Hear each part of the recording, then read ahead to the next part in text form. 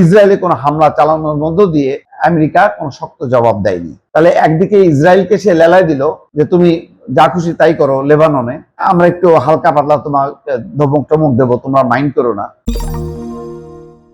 আসলে শুরু থেকেই সন্দেহ ছিল যে ইরান এবং যুক্তরাষ্ট্রের মধ্যে যেই সমঝোতা চুক্তি এবং আলোচনা 60 দিনের মধ্যে চুক্তি চূড়ান্ত করা, এগুলো বাস্তবে রূপ নেবে কিনা। তবে যেহেতু আনুষ্ঠানিকভাবে জেডি ভ্যান্স মার্কিন ভাইস প্রেসিডেন্ট সেখানে গেছেন এবং ইরানের মাসুদ পেজেশকিয়ান স্বাগত জানিয়েছেন, আর ইরানের স্পিকার যেহেতু সেখানে গেছেন, আনুষ্ঠানিকভাবে শুরু হয়েছে, তখন ভাবা হচ্ছিল যে না, এবার বোধহয় আমেরিকা এই ভুল করবে না, তারা খুব দৃঢ়চিত্ত, যেভাবে হোক না কেন আলোচনা সফল হইতে হবে। কিন্তু এর মধ্যে একটা দুর্ঘটনা ঘটে গেল।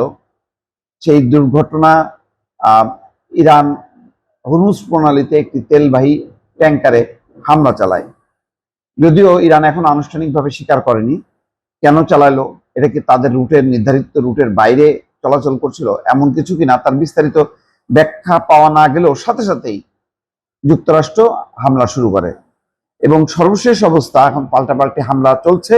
দ্বিতীয় দফা হামলার পর ইরান ভয়ঙ্করভাবে পাল্টা জবাব দিয়েছে। সেখানে কুয়েত এবং বাহরাইনে গুরুত্বপূর্ণ 8টা মার্কিন সামরিক স্থাপনা ধ্বংস হয়েছে বলে দাবি করছে।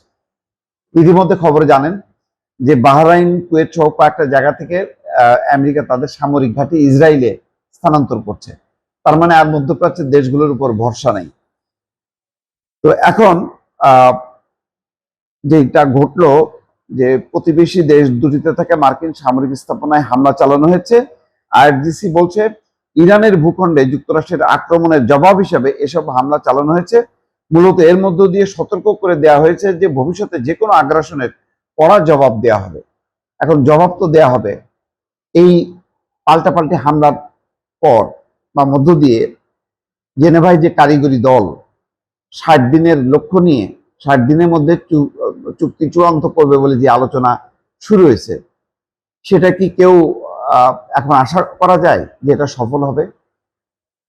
দেখেন, ইরান যদি সত্যি সত্যি যুদ্ধবিরতি চুক্তি লঙ্ঘন করে হামলা চালায়, তাহলে ইসরায়েল যে হামলা করতেছে দক্ষিণ লেবাননে, সেটা তো প্রথম 14 দফায় যে সমঝোতা স্মারকে স্বাক্ষর হয়েছে, তার প্রথম ছিল লেবানন সহ সকল ফ্রন্টে যুদ্ধবিরতি কার্যকর হবে, অর্থাৎ যুদ্ধ আর চলবে না।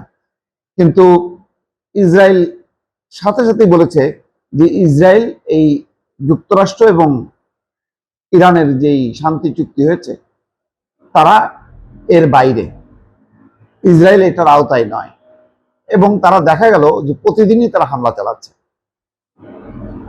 এবং প্রতিদিন 14 জন 15 জন এইভাবে মারা যাচ্ছে। এটার ব্যাপারে ইরান বারবার সতর্ক করার পরেও ইসরায়েল, যুক্তরাষ্ট্র কেবল মুখে মুখে তারা অসন্তোষ, ক্ষোভ, নিন্দা এগুলি জানিয়েছে, কিন্তু তাদেরকে থামানোর কোনো কার্যকর ব্যবস্থা নেয়নি।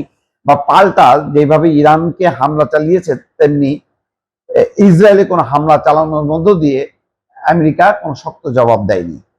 তাহলে একদিকে ইসরায়েলকে সে লেলায় দিল যে তুমি যা খুশি তাই করো লেবাননে, হ্যাঁ আমরা একটু হালকা পাতলা তোমার ধমক টমক দেবো, তোমরা মাইন্ড করো না। আর এইদিকে যখন ইরান হামলা করবে কোথাও, এমন তো না ইরান মার্কিন কোন স্থাপনায় হামলা করছে, তাহলে ইরানের উপরে এই হামলা কেন?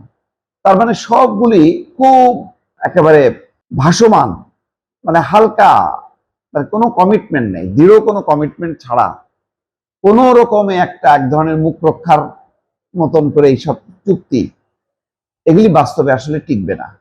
সেই কারণে আমার সন্দেহ হয় এই 60 দিনের মধ্যে এই আলোচনা সফল হবে না, এই হামলাও থামবে না।